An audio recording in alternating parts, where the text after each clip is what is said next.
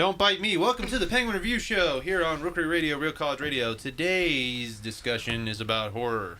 So I'm going to throw it to Tom, our resident chill horror expert. Go ahead, Tom. Take it away.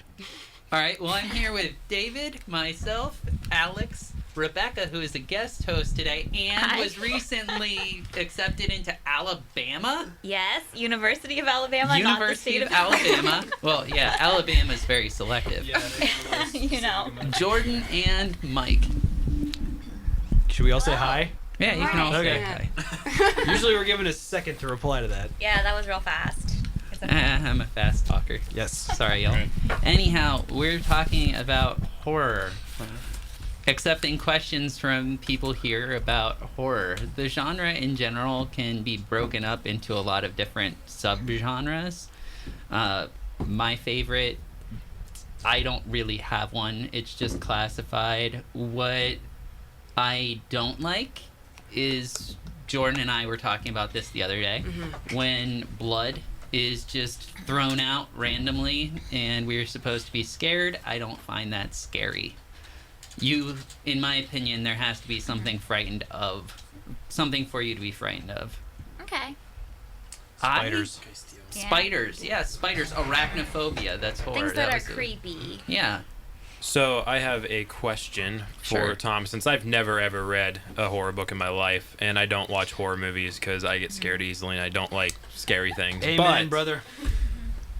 now, are horror books like how different are they from the movies? Like in a sense, like is it completely like just a totally different feel, or how does it kind of go about it, like setting up a plot, I guess, and stuff like that? I think, honestly, it goes depending on how the film's written. Because in a lot of ways, you're reading, so of course that's going to be different from your reaction when you watch a film. Example, Fight Club. Fight Club, the book, it has different, kind of different tones a bit than the movie.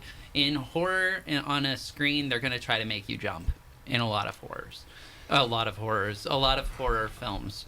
In some horror films, they're going to have you try to think about it. They're going to want you to go home. They want this to play on your mind all night. And usually with books, they want it to play on your mind. With movies, they're trying to get the quick buck out of things. Can I say something? Okay, I am in the same boat as you. Like, I've never really read horror, and if I have, I don't really remember it. But I do remember one writer saying, and this was a long time ago, but it's still like stuck in my mind, is that when you're writing horror, it's less about getting the reader to be scared of the monster, it's getting them to be scared of an idea. You know what I mean? So I just thought that was like a kind of a cool way to look at horror. Is like you're just scared when reading it anyway.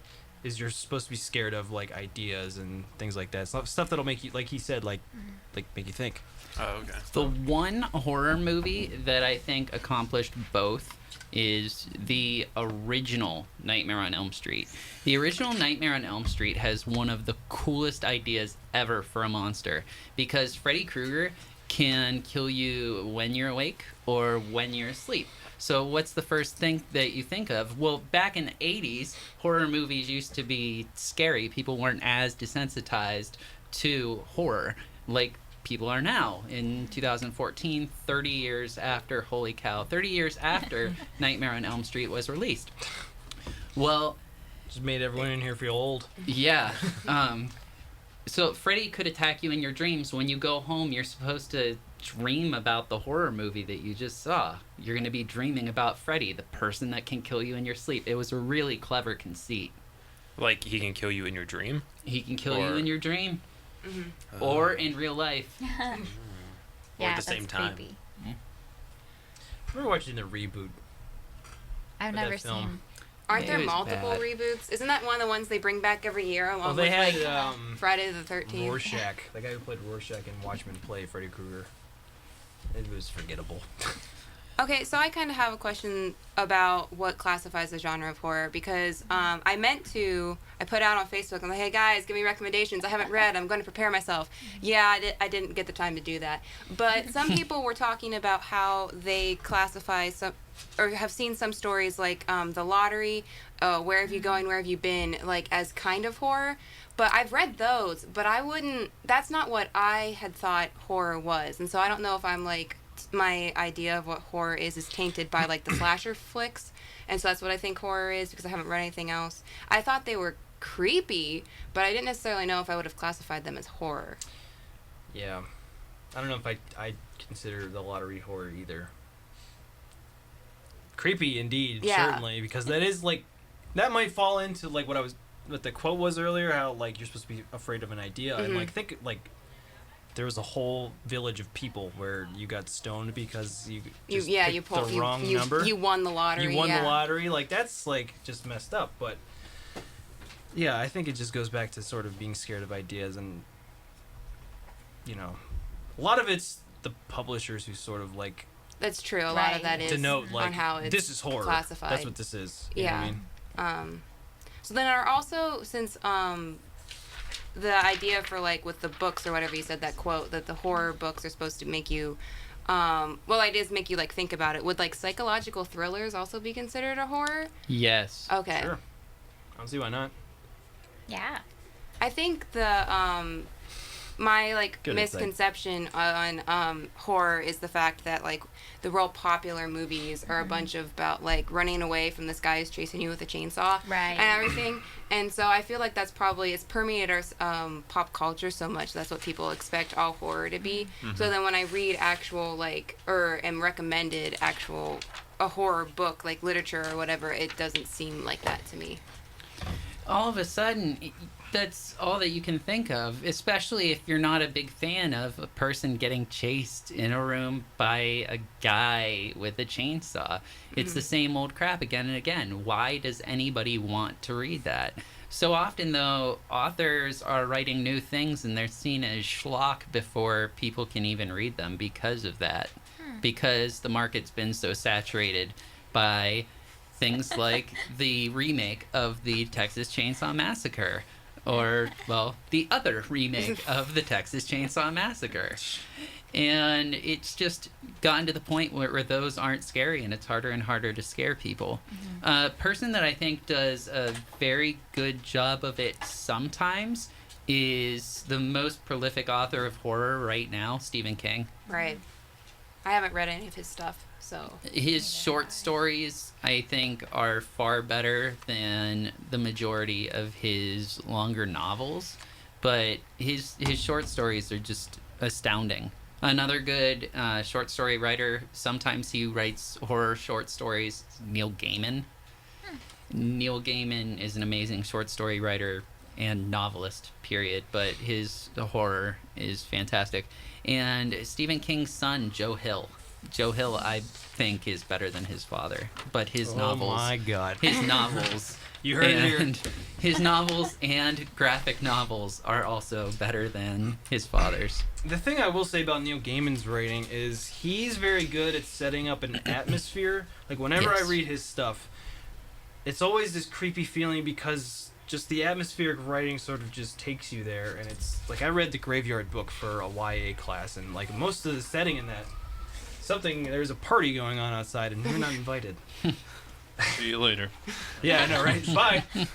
So we had to read the Graveyard book, and like the setting for that story obviously is in a graveyard, and the way he writes it is it's just so weird and creepy. I wouldn't exactly call it horror, but it fits within that realm, I think. Yeah. So then another term that I'm taking a fiction workshop right now, and we've been reading some short stories.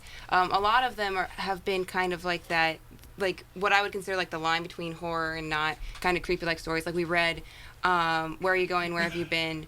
I'm going to forget all the titles. One called The Specialist Hat which was kind of creepy, and a lot of them like that. And so Oh, that's right. You're in Chris's class. yes, so but one of the terms that was thrown around when we were discussing them was that they're very gothic pieces. Is that the same thing as horror, or is it like a subgenre of horror, or is it something totally different, Oh. or do you know? The Gothic piece is probably one of the most popular earlier forms of horror. Okay. Edgar Allan Right. Poe is considered a Gothic writer, and once again, going to one of the most prolific horror authors, that'd be Edgar Allan Poe. Though he wasn't prolific when he was alive, everybody kind of hated him. Think of all those stories that he's written. The Raven, Fall of the House of Usher, The Telltale Heart. Telltale Right, Heart, Cask of Amontillado. All of those different stories, and they are told all the time, read, reread. Children know that they exist before they even read them in schools. Yeah. Yeah. Gothic genre led to a lot of the horror that's even being written right now. Gothic genre, Joe Hill, perfect example. Joe Hill's Lock and Key. Yeah, I would say that fits into like a. It seems to me like it's a Southern Gothic. I mean, Yep, Oh, that's nice. definitely. the story takes place in like Massachusetts or something. hmm But the idea of the haunted house. It feels very Southern Gothic Yeah. style to me in that sort of sense. It's a good comic. Go read it. Yeah, definitely.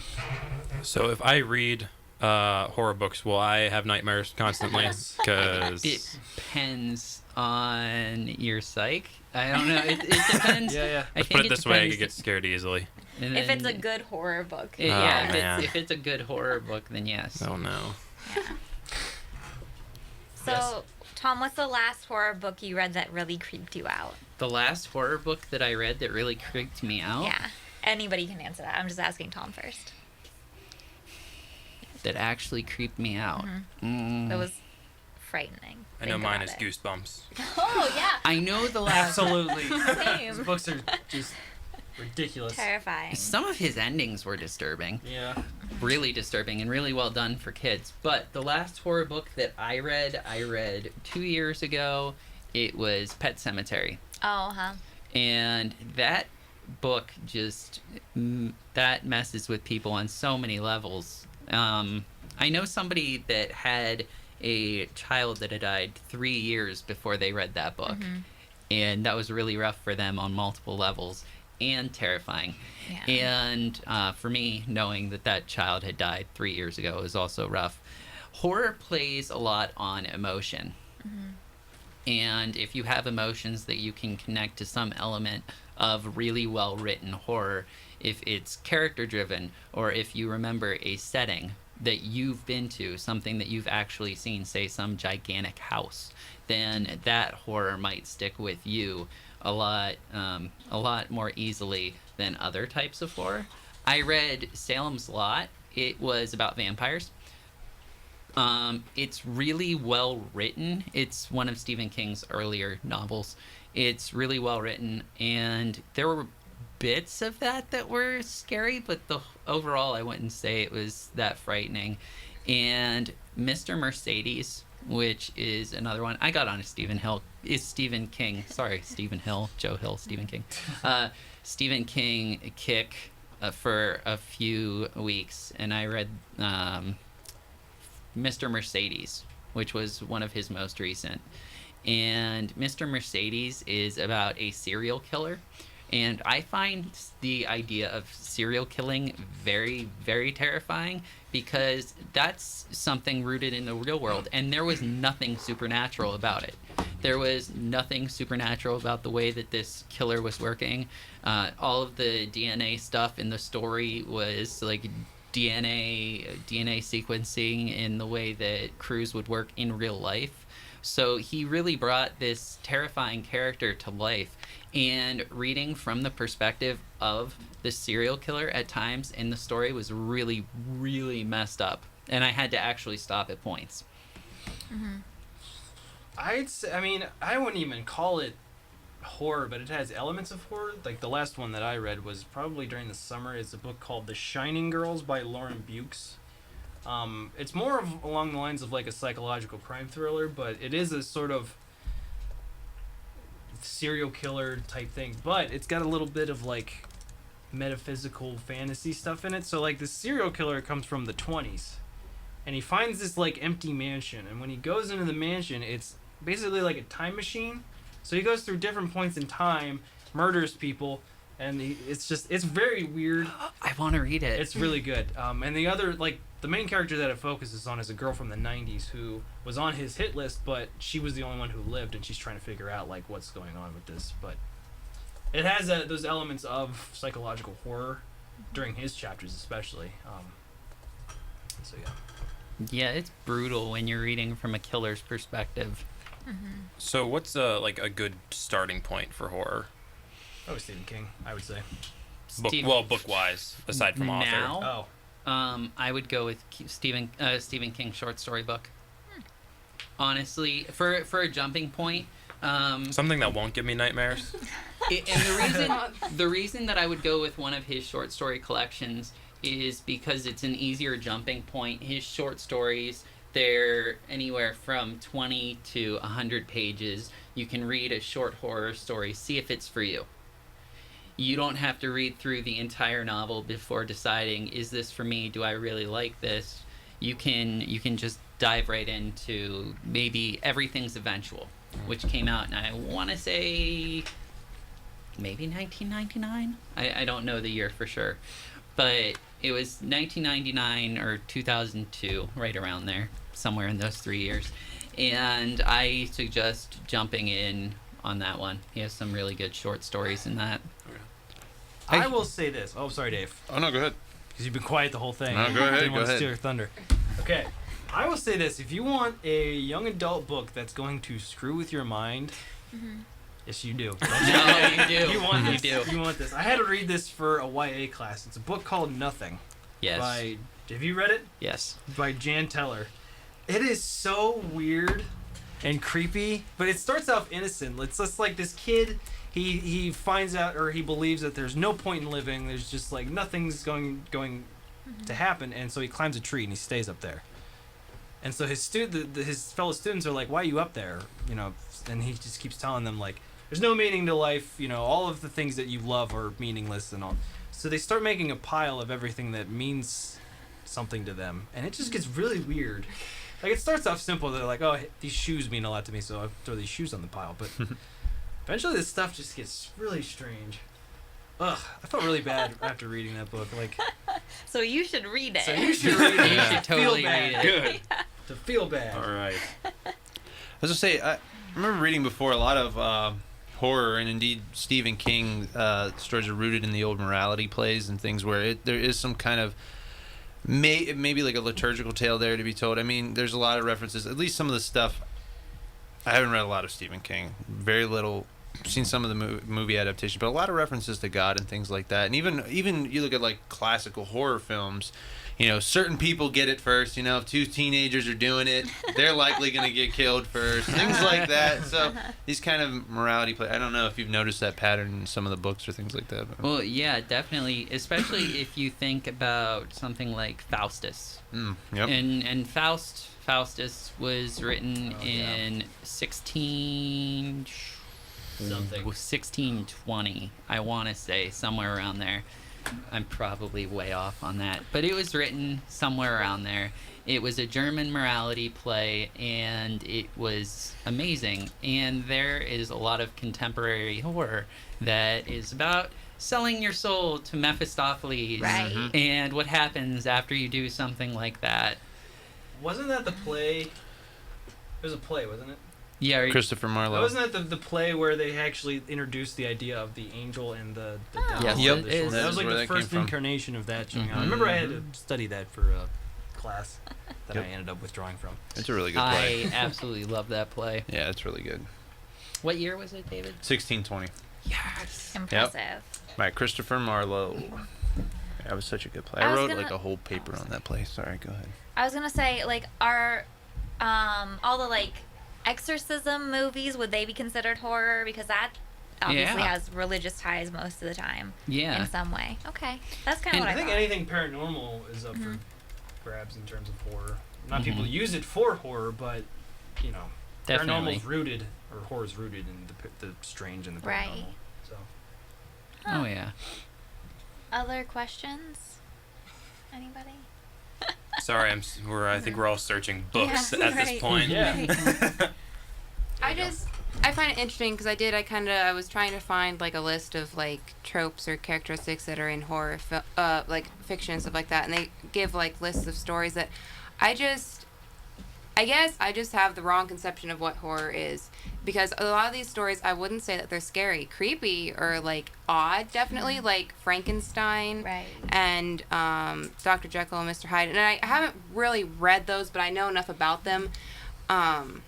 I could kind of see maybe Dr. Jekyll and Mr. Hyde being more of like the psychological type thriller, but then Right. I've always thought that was something separate from horror itself too before now. So I think it's just different for horror because it's on the page and it's more about your interaction with it. Whereas Right. if you were watching a movie, those jump scares, all So that it's stuff almost is kind of sort like given to you. they're whereas- two separate genres for horror and writing and horror in Maybe. movies.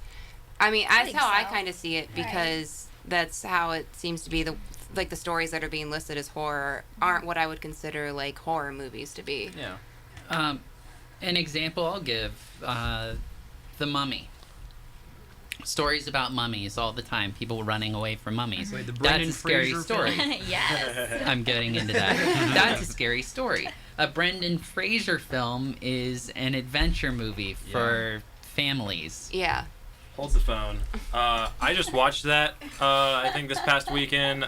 It made me jump. Okay. That is not for children. Okay. Listen, my 12-year-old sister Look, sat I through liked that with that no movie when problem. it came So out. It was a fun movie when it came out. I know it's bad. What? Which one? The Mummy. Oh, it was a really fun movie, but Yeah. it's terrible. Yes. but that's part of Sorry, the fun. Brendan. But we all Yeah. wanted We know another you're Indiana listening. Jones, and that's kind of what we got. So, Yeah. Yeah. So there you go. So what is it about horror that you like? Why do you like horror? Question for the room. Stephen King wrote that essay. Why do we love horror? Okay, what did he say? Do you remember? I'm trying to. I want specific citations, so you have to tell me the page number. Direct Okay. quotes, please. See Easy Writer from See Easy Writer.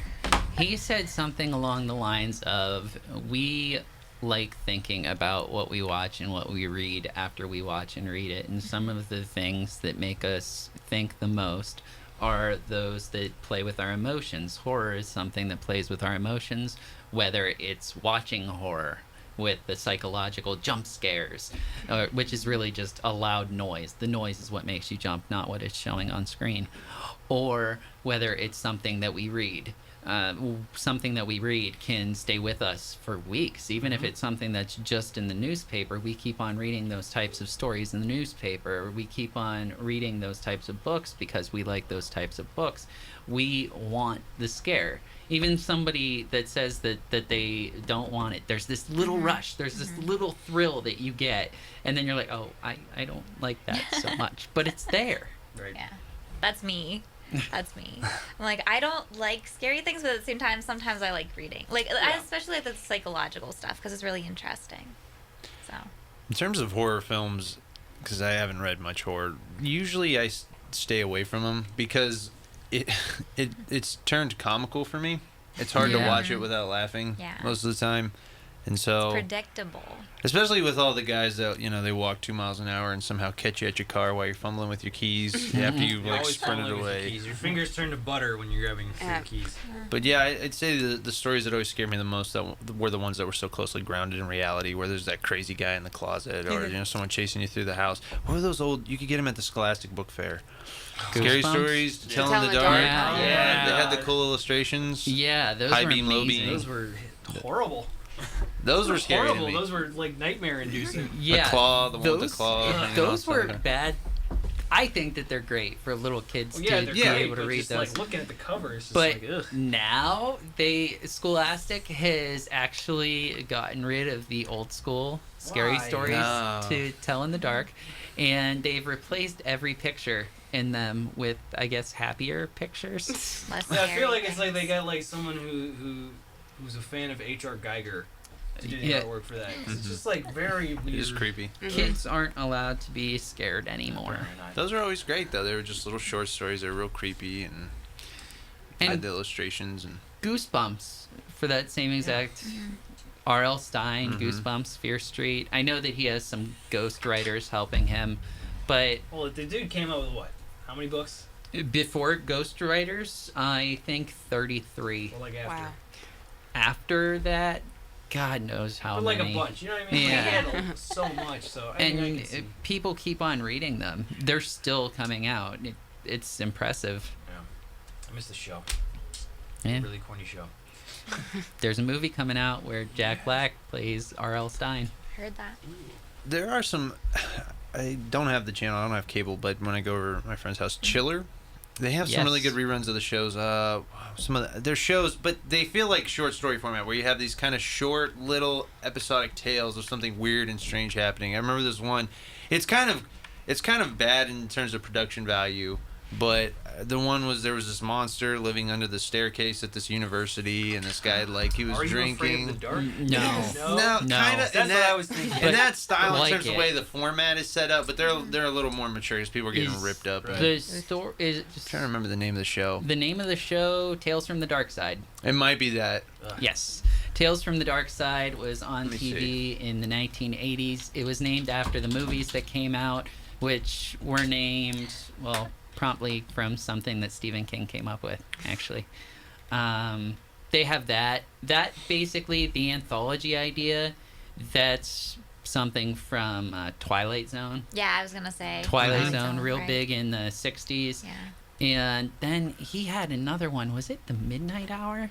I think that sounds. Or I don't It know. was from the creator of Twilight Zone, and The Outer. I'm looking at shows Outer like Limits this. was Outer a Limits. knockoff that wasn't as good because it didn't have good writers. Night Gallery. Night Gallery, that's what I'm thinking of. Okay. Night Gallery was also Rod Serling.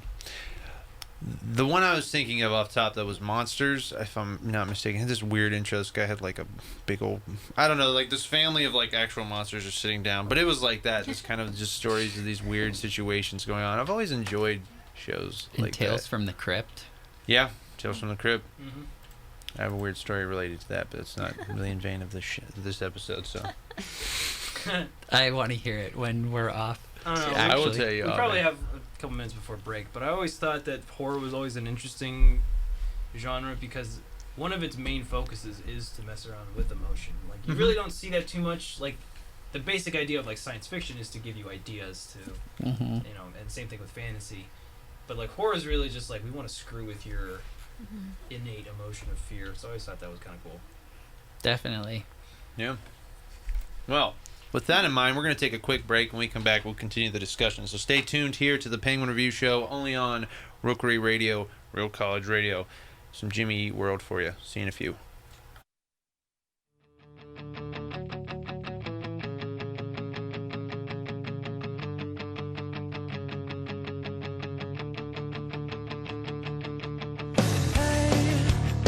Don't write yourself off yet. It's only in your head you feel left out or looked down on. Just try your best. Try everything you can. And don't you worry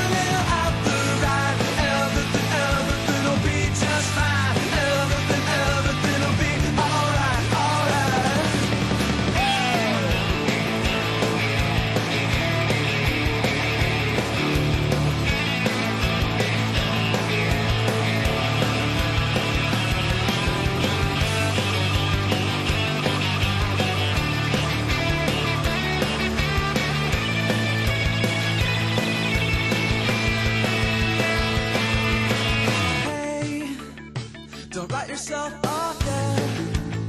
It's only in your head you feel left out or looked down on. Just do your best. Do everything you can. And don't you worry what their bitter hearts are gonna say. It just takes some time, little girl. You're in the middle of the ride. Everything will be just fine. Everything will be alright, alright. It just takes some time, little girl. You're in the middle of the ride. Everything will be just fine. Everything will be alright.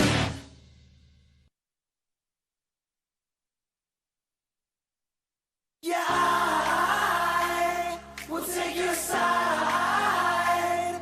You make me feel like I've been waiting my whole life, and I could die to find that simple kind of love you can't deny.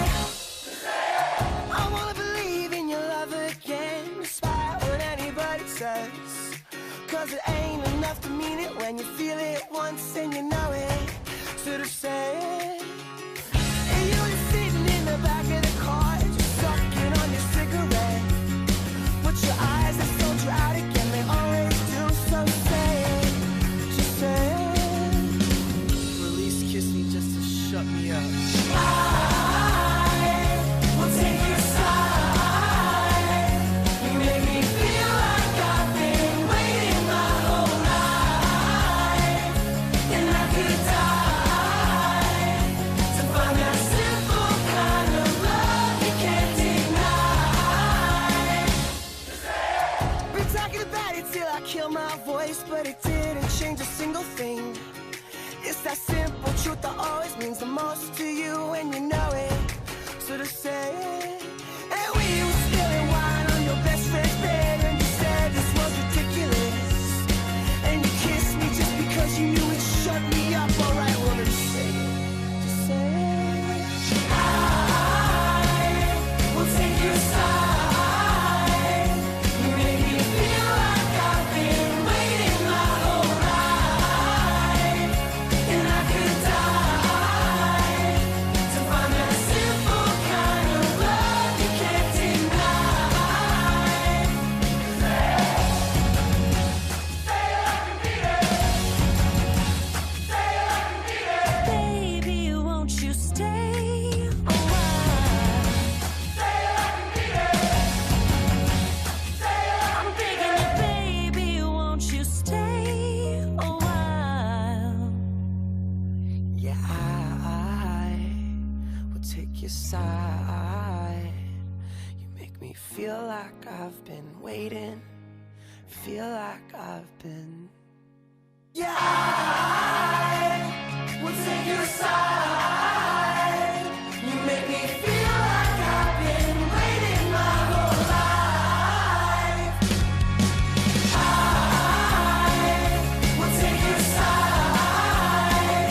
You make me feel like I've been waiting my whole life, and I could die to find that simple kind of love you can't deny. And I could die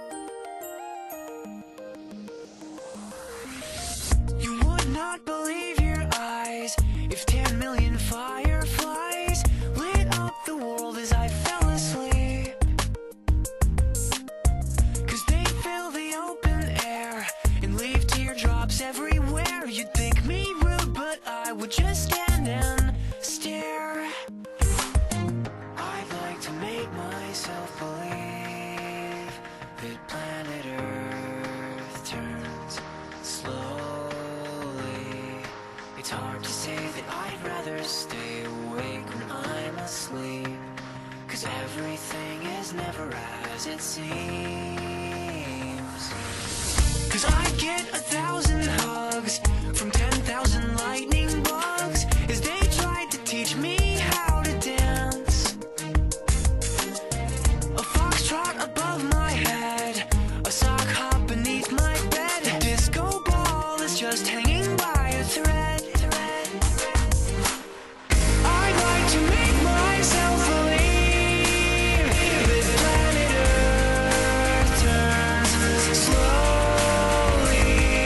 It's hard to say that I'd rather stay awake when I'm asleep, 'cause everything is never as it seems. Leave my door open just a crack. Please take me away from here, 'cause I feel like such an insomniac. Please take me away from here. Why do I tire of counting sheep? Please take me away from here, when I'm far too tired to fall asleep.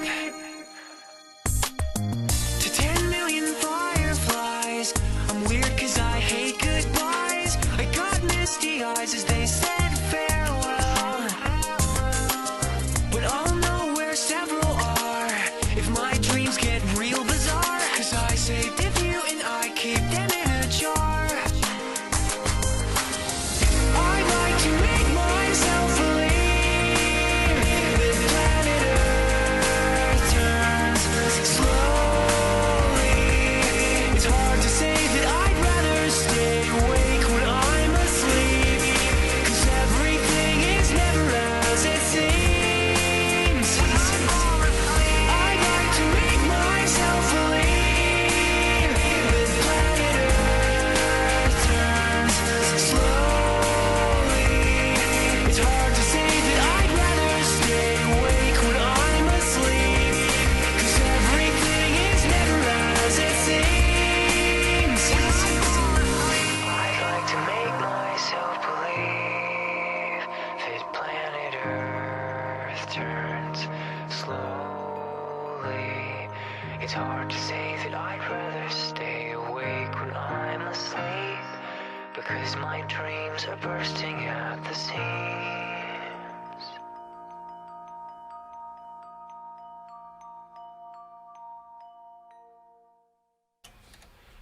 Welcome back to the Penguin Review Show here on Rookery Radio, Real College Radio. We're almost about out of time, so we're going to do a live read. Tom's going to give you a nice recommendation for horror books, stories, things of that nature for you folks to check out. And then we're going to skip off into the frozen sunset, which is not really sunset, but oh well. All right, so tonight on Arrow, Oliver's thrown by the changes within Team Arrow. He's used to calling the shots, but sees the team has evolved in his absence, and tensions quickly escalate. Oliver's furious that Laurel's been going out as the Black Canary and tells her to stop risking her life.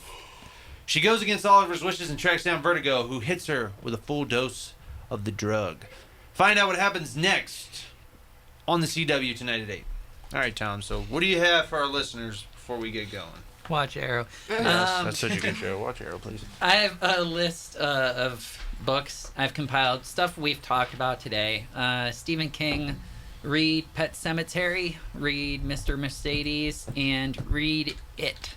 If you don't feel like reading any of those novels, then definitely pick up Everything's Eventual or Graveyard Shift. Those are two of his short story collections. Edgar Allan Poe. My favorite Edgar Allan Poe story is The Cask of Amontillado. I suggest that to anybody. Gotta read it. That's old Gothic horror. Great stuff. Joe Hill. I strongly suggest Lock and Key. Yes, that is really I think everybody that's read it in here will agree it's one of the best ghost stories that I've ever encountered. It's absolutely amazing. Nosferatu and 20th Century Ghosts. He actually won an Edgar Allan Poe Award for 20th Century Ghosts before anybody knew that he was Stephen King's son. He was published before anybody knew that he was pretty much the reigning King of Horror's kid. So I respect him totally for that, and for going by Joe Hill so that nobody knew that he was his dad's son, because he wanted to, go out and sell his stuff on his own. And he did, because he's better than his father so far. He has surpassed him. He did, which Stephen King's just gonna walk in here and fist fight you. Stephen King said as much. All right. Well, any last thoughts before we get going? All right. Nope. Very insightful, folks. We have Thank you. no thoughts. Thank you. There's absolutely none. So coming up later today on Rookery, we have the Brew Crew. No, we don't. We have Live with Brittany 1 to 3. Sorry, I misread that. We have Live with Brittany 1 to 3. The Brew Crew 3 to 5. The Timeout 5 to 7. Caribbean Swing tonight 7 to 9, and then from 9 to 11 we have the mix with DJ Nanasty. That's what it says on the thing. I'm making sure I'm reading it right. And then tomorrow morning 8 to 10, the Dre Smith Show. Later in the day, the Dave and Jared Show 5 to 7, Chris Gunther Show 7 to 9, and Late Night Creep 9 to 11. And as always, you can go to rookeryradio.com. That's rookeryradio.com to check the schedule, listen in, and all that good stuff. So I'd like to thank you all for listening. For Tom, Goodbye. Alex, Yeah.